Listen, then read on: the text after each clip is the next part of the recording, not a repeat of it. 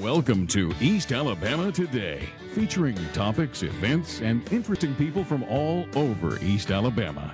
Hosted by Carl Brady.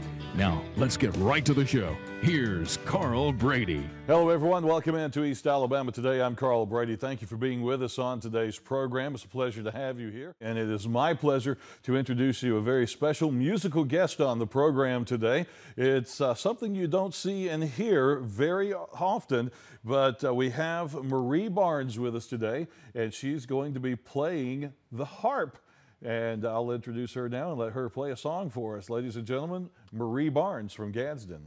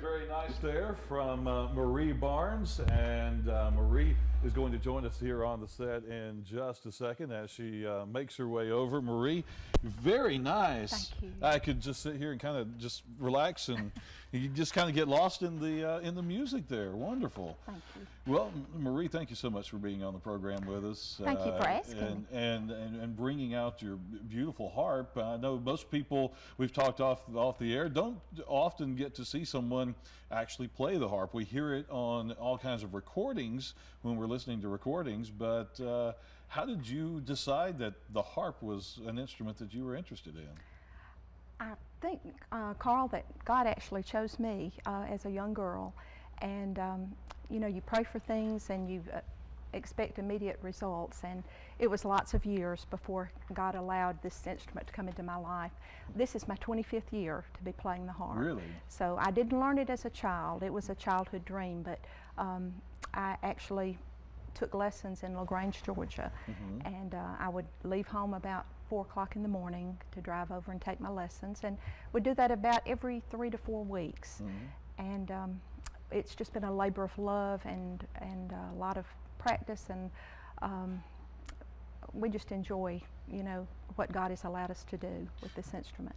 Did the fact that you were already a musician help you with learning the harp? Because I know you also play flute and several other instruments. What other instruments do you play? Play clarinet, flute, the harp, piano, organ, and my husband bought me a cello last year for Christmas, so I'm learning to play that. But music is just a wonderful avenue in our lives. Everything rotates kind of around it, so we love it. Tell us a little bit about the harp as an instrument, and maybe some of the history of the harp. And I see, you know, I play guitar, but there's only 6 strings. There's a whole lot more strings on that. Harps come in all shapes and sizes, and this is the largest harp that is made. It's a full grand concert harp. I have 47 strings, and my harp has pedals too. They look like piano pedals, but they have nothing to do with the sustaining of the note. They actually change the pitch of my strings. Okay. So what I like to tell people, I have 7 pedals. 47 strings, and each pedal has 3 different positions. I have the ability of making flats, naturals, and sharps, all with my feet. So if you multiply the 47 strings by the 7 pedals by the 3 different positions, you get 987 mistakes I can make before I ever play the first note. So. Wow. Well, okay, I can relate to the pedals with a pedal steel guitar. Kind of does the same thing. Bends, stretches the strings, bends the strings a little bit to give you that sound. Now the piano, or the harp, is almost kin to a piano in the basic way it's made and the way the similarity of the strings.